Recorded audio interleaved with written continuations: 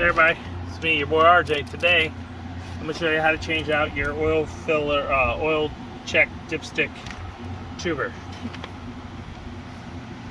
Yeah, what's it called? I don't know. Something like that, okay? Here we go right here. You might have this little problem where it breaks off because if you look, it's just two itty bitty tack weld things, just three of them. Ding, ding, ding. Over time it breaks, okay? Here, I'll show you how to handle it. I'll put a link below. This is the genuine GM part. There you go. See what I mean? They're really not that made that well. Okay. See it? Do you want that sticker off? Okay. Made in Canada with imported pieces. Okay. So what I'm gonna show you is this is why. Got a little O-ring too. Leaks. You might want to replace too. Mine isn't, but it will because that broke off. So here's what we're doing. Might as well do it when you do an oil change so you don't have any fluid up in there to start pouring out the hole. That's what we just did, was an oil change. I wouldn't show you that, but I've done videos on that before. You're gonna need a 15 millimeter and you follow this arm right here. And there's a bolt right here, which is in between the spark plugs. 1, 2, 3, 4, okay? I'm not sure the numbers right now. I think this is 2, 3, 4, 5, 6. So cylinder 4 and 6, I believe. Okay? Yes, and that's what you gotta do. Look, sometimes if you can't duck it, so it broke off when I was checking the oil. What do you think, a month ago? It's held up. Yeah, that's tightening.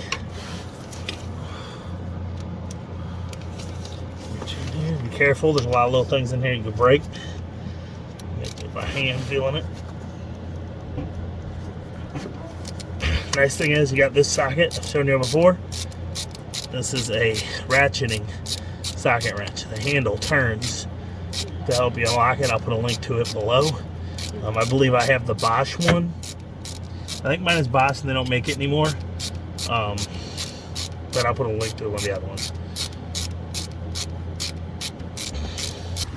Set the bolt up there. Pull that bolt out and watch. Just gently bring it out and turn. And look at that. There you go. Oh yeah, lucky mine was all worn out. So we're gonna put the new one in. Don't stand next to the car with your new one if they're helping, because they will smack this all over the side of your paint job.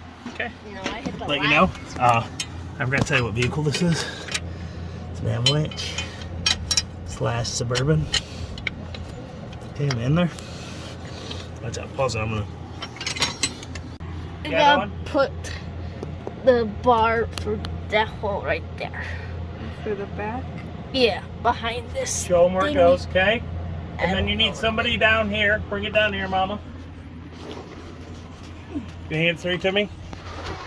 Okay. You're going to come here, and there is starter, and you see right here where the starter hits. Okay. The starter goes right there, and right in front of the starter, there is a bump. Right. Okay, see the sensor? See the sensor? It's straight here.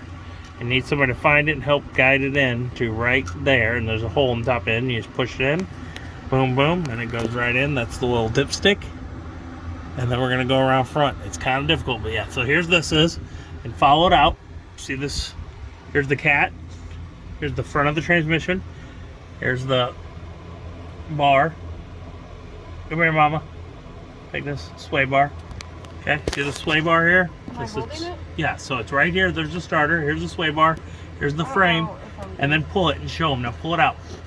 And then they're right in front of the tire and right here by the wheel well. Go back. You're not showing where I'm getting down here. See this? Here, sway bar, transmission, up.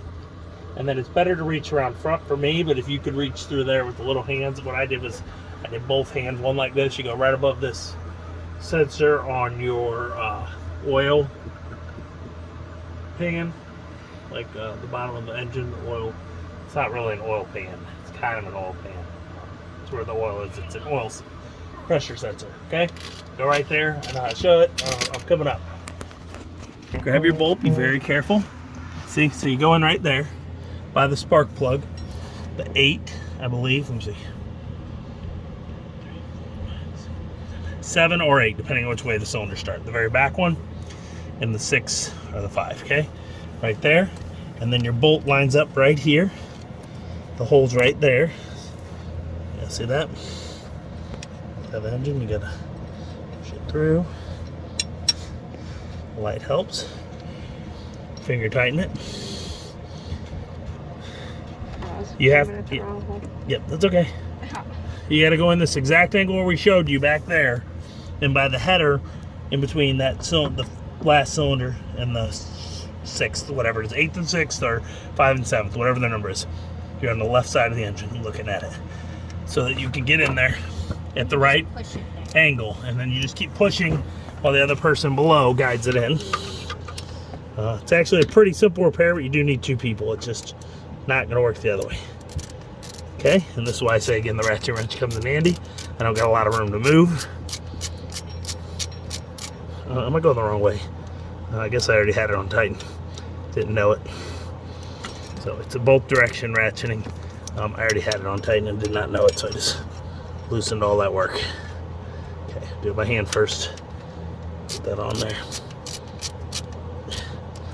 Wrong way, pause it. There we go. Okay, make sure you tighten the right way, all the way down.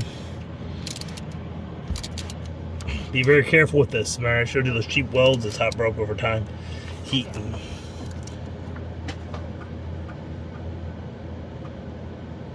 Alright, get that on there. Gotta use your old one. Does not come with a new one. So be careful, don't lose it. Make sure it's clean. It's not clean. Paper towels? No. Alright, so this repair here is good if you see it broke up here, but you could have a problem with that O-ring that I showed you goes bad and leaks. And if it is, you'll have oil right there on top of the starter area dripping down. You see oil dripping in that area where the starter is. That means you got a leaky ring on your O-ring. So you'll need to replace this. So there you go. It's easy. 1 bolt. Hard spars, you need 2 people because somebody has to be under there to get that. And you could be having a little leaky oil. When you get done, make sure you put these heater hoses, heater core right there, back in their spot so they don't get overheated. That's it. Now I'm gonna fill this bad boy up with oil. We need 5.7 quarts. And we're using 5W30 synthetic Mobile 1. Y'all may not care. I'll put some links to everything I have, the ratchet and strap, that part. That's all we had, right? Yeah, that's all we showed. So, Ken, buy it from that link. It'll help me. I'm gonna make like 30 cents. It'll get you a GM original part, so that helps you. And there's a yeah, so help me, help you, help me. Please like, subscribe, or the help certain times. As always, I'm RJ. See you today, each and every day. Bye bye.